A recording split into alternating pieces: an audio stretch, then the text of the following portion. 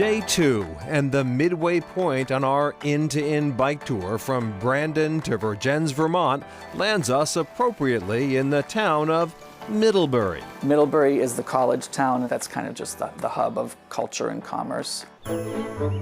We start with breakfast at Swift House Inn, the former residence of Jessica Swift. One of her claims to fame is she's the longest lived Vermonter in history. So she lived to be 110 years, 107 days. In contrast to that longevity, current owners Matt Robinson and Serena Kim are Los Angeles transplants, new to the inn scene. They purchased the property in 2020 during the COVID-19 pandemic. It gave us an opportunity to get our arms around the business while it was quiet, so that when it did emerge, we were much more seasoned than we might have been otherwise. We have big dreams for what we want this property to become. Someday we want to buy a farm so that we have more farm-to-table food. We want to expand a lot of our barns into event spaces. So we've got dreams powering us through.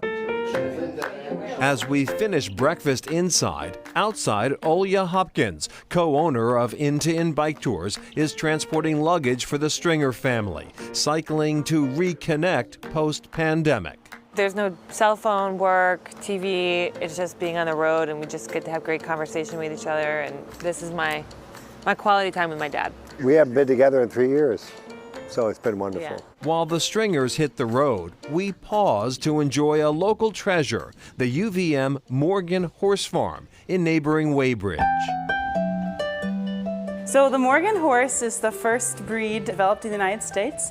The first Morgan figure was born in 1789, which is the same year that the Constitution was ratified. And we continue this breeding herd today. Margot Smithson is the program director. Vermonters are famously thrifty, and so this was a nice horse to have that you could work all day in the fields and that would look very handsome trotting your family to church on Sundays. The Morgan also has a distinguished military history, with cavalry horses bred here until 1951, when the farm was turned over to the University of Vermont to develop its equine science, breeding, and training programs. Her name is UVM Everly. We think she'll probably be a replacement for her mom.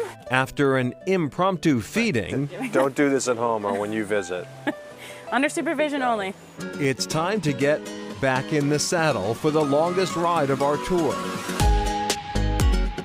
The route plays out like a Chronicle highlight reel as we travel through the state's only two-lane covered bridge, find a fully functional payphone with breathtaking views, and of course, some Chronicle cows.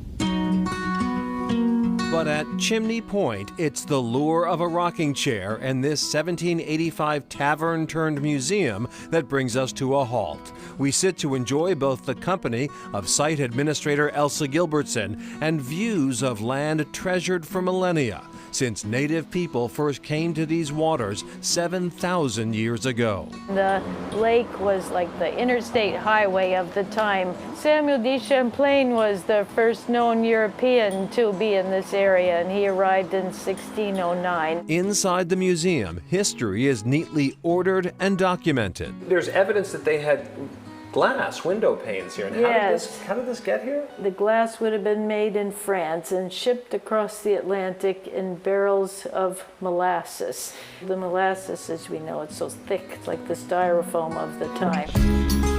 Outside, it's just a short ride to this 18th century French windmill turned lighthouse. It's layer upon layer of history.